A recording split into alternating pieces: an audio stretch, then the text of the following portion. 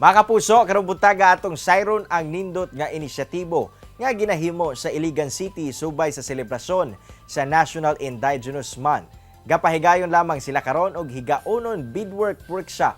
Alang sa dugang detalye atong makauban si Dr. Christian Aguado, ang head sa Iligan City Culture and Arts Office. Doc Christian, good morning and welcome po dito sa At Home with GMA Regional TV. How's your morning? I'm good. Good morning mga kapuso sa tibuok Mindanao. Glad to hear nga you are doing fine, Doc Christian. Tuod sir, unang-una, unsa ba kining ginahimo ninyo nga higaonon beadwork workshop diya sa Iligan? Unsa ang lauman nga aktibidad sa kahimuan? Beadwork workshop para ni sa cultural awareness and preservation sa atong mga kultura din sa Mindanao, particularly sa Iligan among the higaonons. Of course, through this beadwork, makita nato ang colors, motifs, patterns, and the significance of colors nga gagamiton ani nga beadwork. Kinsa-kinsa pud ba ang mga target ninyo sir nga mamahimong makatambong niini nga inisyatibo ug unsa pud ba ang tumong niini?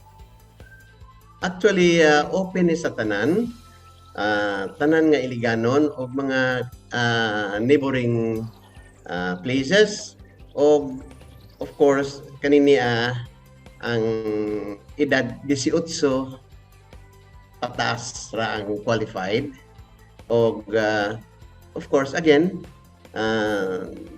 giving them the significance of color and motif of the beadworks that we'll be doing. Sa hisgutan ng kultura, unsa ba ka-importante, Doc Christian, alang sa atong mga igsuong higaonon kining beads sa ilang kustombre o kultura? Unsa ba ang ginasignify niini sa ilang tinuhuan? Okay, knowing the Iliganons, ang Iligan manggod, it's a tribe people community. We have the Christians, we have the Maranaos, and we have the Higaonon community. Of course, we are giving importance to this Higaonon, labi na karon nga bulan, National Indigenous Month.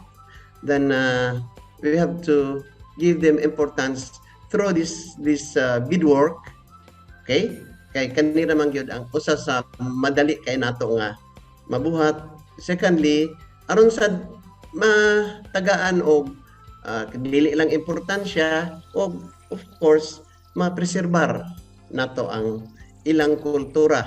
Tuod sir, gawas pa ni ining higaonon bead workshop nga inyong ginahimo, unsa-unsa pa ba ang mga kahimuan nga nakatakda ninyong himuon? Actually, din sa Iligan, we used to have also our Kaamulan Festival sa Rugungon. This will happen end of December. And of course, when you said kaamulan, like amol-amol, meaning social gathering. You know, I am not new to this, with this kaamulan, because I was one of the pioneering members who started kaamulan in Bukidnon. Kaamulan is a social gathering among the ethnic communities. Now, doon na sa daan din sa Rugungon, kay tungod naama sa tay mga lumad nga mga higaonon, so they will have this kind of festival the end of December. Lastly, Doc Christian, aduna ka ba'y mensahe ngadto sa mga kapuso diri sa Mindanao, labi na sa hisgutan ng culture and arts? Okay, again, I would like to encourage the listener that at least when you wear your beads or beadworks, be sure to know what are you wearing for. Let's give importance to their accessories because this is part of their life. Dagang salamat sa imong oras nga gihatag diri sa At Home with GMA Regional TV, Doc Christian. Padayon kamo sa inyong mga inisyatibo. Thank you very much. Mga kapuso, chillax lang mo kay mo balik pa ang At Home with GMA Regional TV.